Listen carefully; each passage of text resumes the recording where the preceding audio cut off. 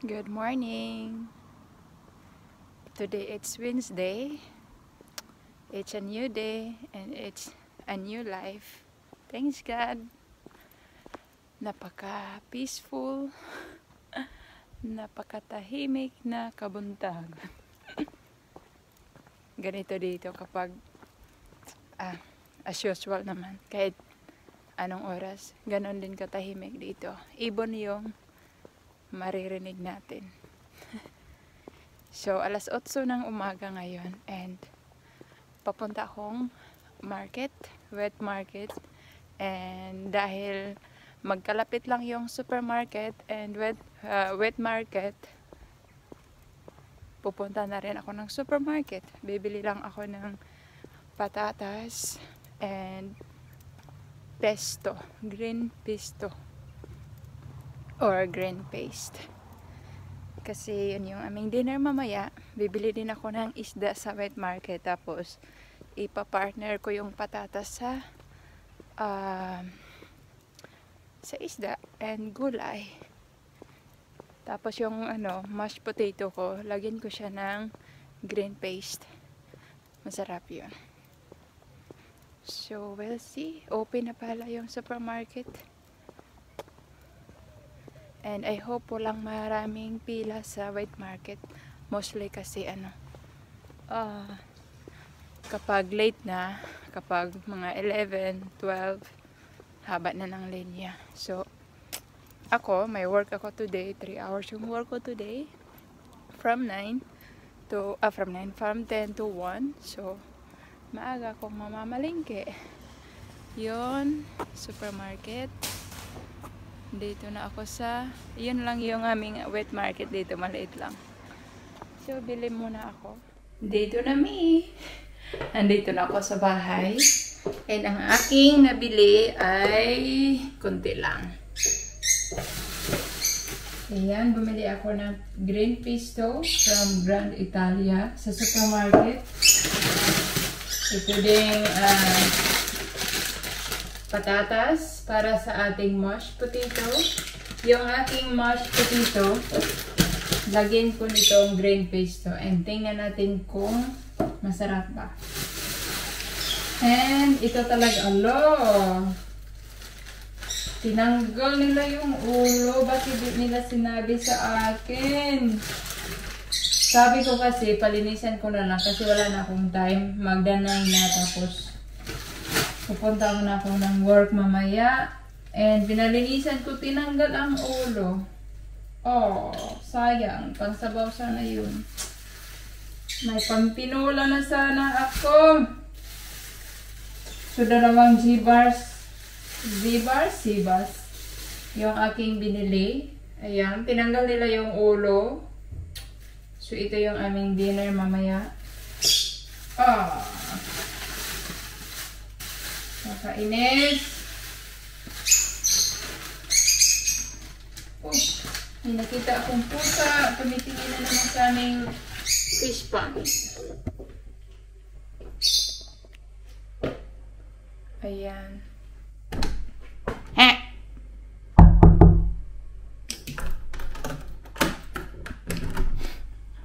Ayan, lagi nila tinitingnan yung aming isda dito. Kayo talaga, mga pusa kayo. Buti na lang yung mga isda na sa ilalim ngayon. Hello! Hello, hello, hello! Hey! Come on! Come on! Come on!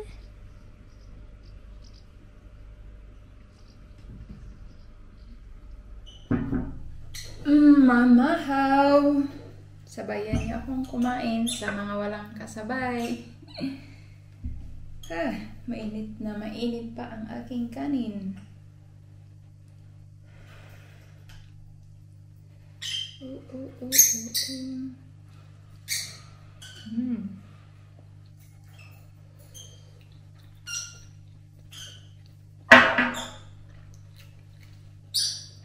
Nagkamay lang ako kasi masarap talaga pag magkamay.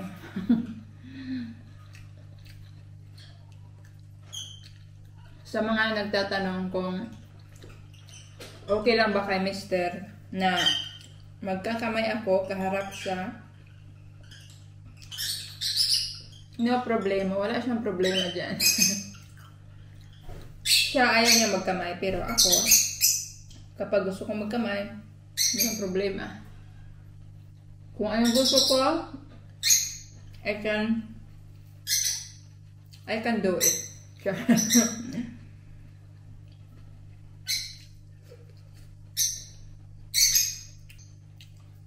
Tuyo. Kanin.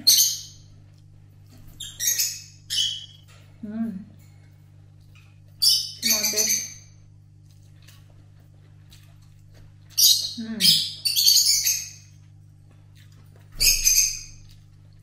Bakit sumasarap yung kamatis kapag may konting suka and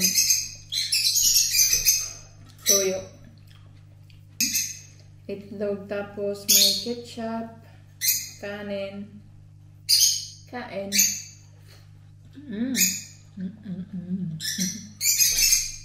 Sarap.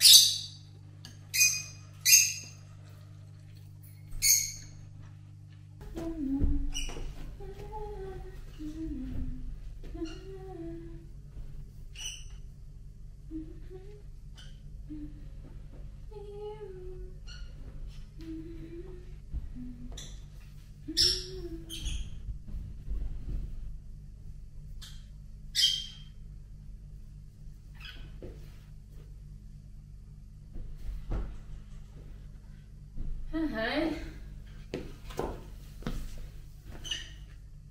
So it's 9:40 na ng umaga and I need to go work na. Bye-bye. See you later.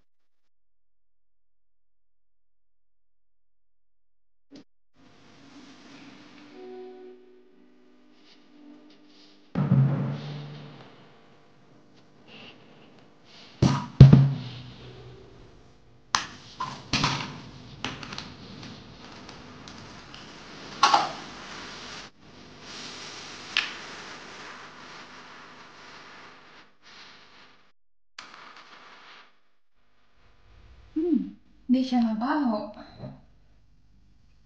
Ayan. Hindi siya mabaho na suka. Basta apple cider vinegar din siya. Apple cider azine. Van biologisch. Apple. Promise, hindi siya mabaho. And wala pang cream silk. Ito na lang yung aking gagamitin from Garnier na conditioner. So, dahil super dry na talaga ang aking buhok, ilagay ko siya sa aking buhok. Dito lang siguro sa, dito banda.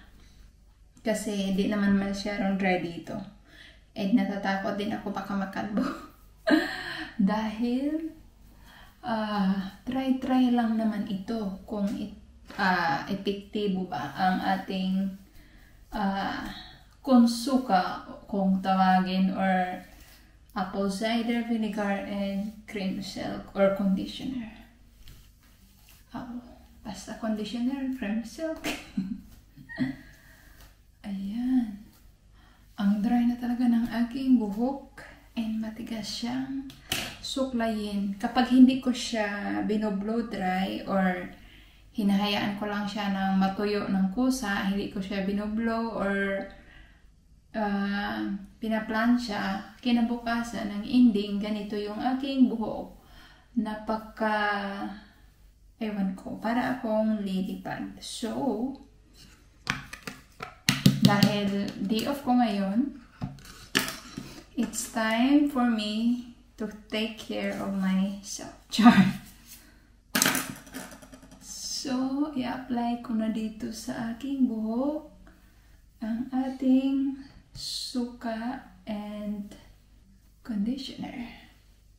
Actually, 3 spoon ng suka ang nilagay ko kasi mas makapal kasi itong aking buhok. Nakita ko sa iba, 2 lang yung nilagay nila, 2 spoon ng suka. Pero itong sa akin, dahil makapal ang aking buhok, 3 spoon ng suka yung aking nilagay, and mas maraming conditioner din. By the way, first time ko itong subukan. Magiging creative na lang talaga tayo nito dahil dito walang uso ang rebond. Alam niyo naman, mas matrabaho kasi yung rebond. And dito ang binabayaran is oras. So, sobrang mahal. Kaya siguro hindi siya naging uso. Ayan. And kapag gusto naman nila dito na straight na buhok lang, mayroon namang plansya. So, yung ginagamit nila.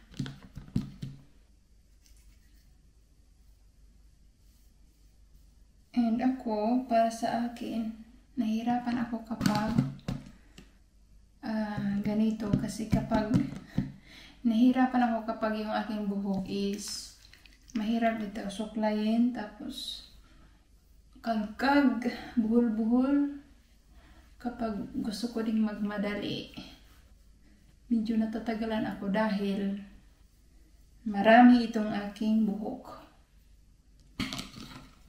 Ayaw ko naman siyang sobrang maikli yung aking buhok kasi nga naman siya yung pag hindi natalian ako, parang hindi ako parang lilipad ako kapag ganun. Kailangan ko araw-araw magplansya, and ayaw ko namang araw-arawin plansyahin yung aking buhok. Natatakot ako na baka lalong masira. Pinaplansya ko lang siya siguro mga once a week. Finally, natapos ko din siyang i-apply sa aking buhok. Ayan. Tapos, ito. Dinala ko lang to galing sa hotel. Diba, binayaran naman natin yun. So, pwede lang na dalhin natin yung mga ganito. Ayan. Tapos, hayaan ko lang siya ng mga ilang oras. And kapag okay yung resulta, sasabihin ko sa inyo kung epektibo ba. So, we'll see later. Hello, good afternoon. So, today it's Thursday. And alas 3:30 na ng hapon. Nandito ako ngayon sa bahay ng aking mga biyanan. And grabe, pagdating ko dito, ang daming lumilipad na butterfly. Hindi ko alam kung makikita niyo, pero ang dami. Ayan. Ganda ng kulay. Wait. Ayan sila, oh.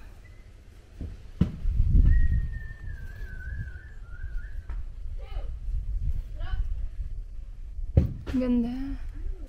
Kapag maglakad tayo dito ng aso sa labas, kailangan magdala tayo ng plastic para kung mag-poops man sila, kasi tabi sa mga kumakain, dito natin ilalagay. And meron din siyang snack, cookie. Lagay ko dito. Come.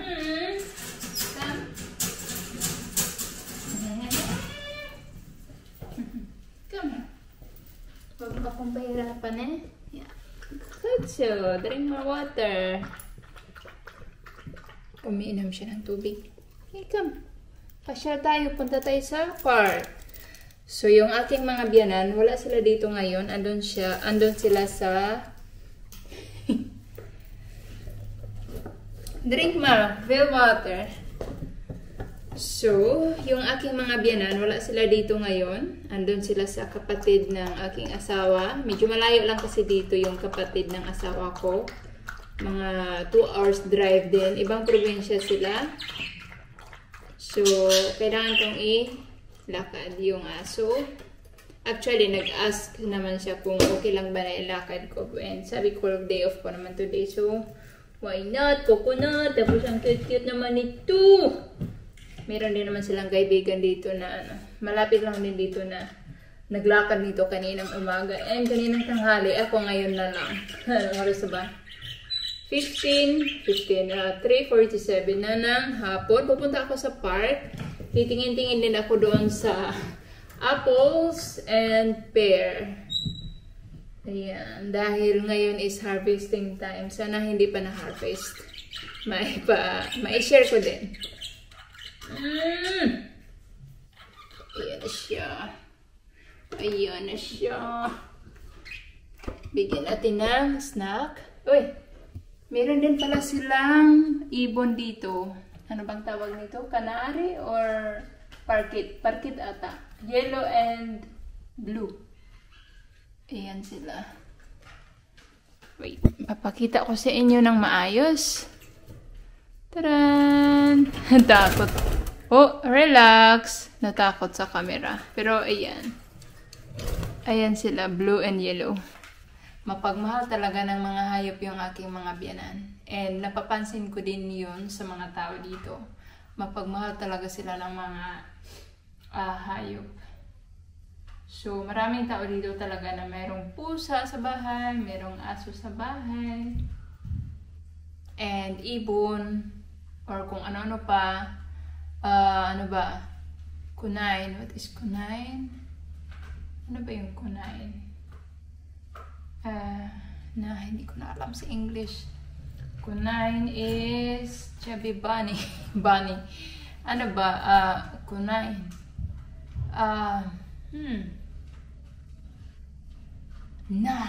Nakalimutan ko na talaga sa English. Kuniho ata sa atin, sa Bisaya. Kuniho. Kuniho is... wala na, blanco na ako. So, aalis na tayo. Dahil magpapasundo din ako kay Mr. bago siya darating ng bahay. Nee. Niet de touwbuik. Kijk, laat jezelf maar dan. Ja. Goed zo. En... Kom. Nee, niet buiten mijn hand. Kom, laat me los. Los. Bumper! Zit. Goed zo. Je hebt honger, hè? Winter. Winter? Winter. Nee hoor. IJskoude winter. Vriezen. Zie je dat? Niet vries. Vries.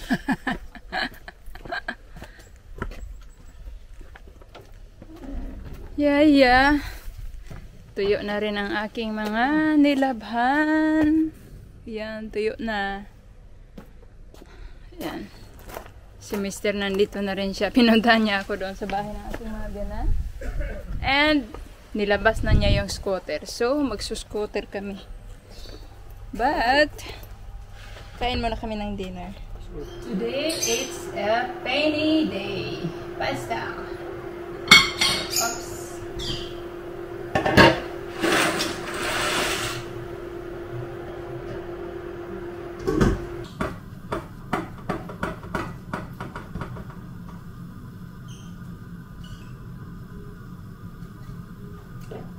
Cheesy. Sarap talaga yung cheese sa pasta. Paborito yan ng mga Dutch.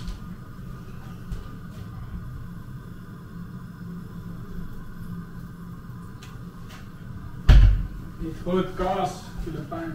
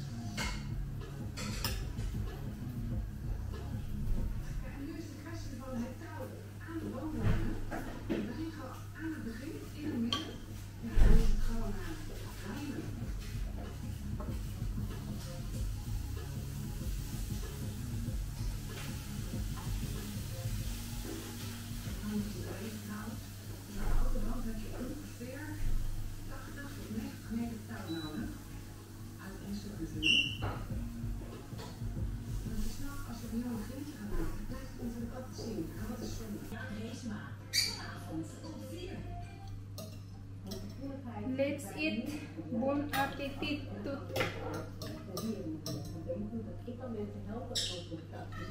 Lekker?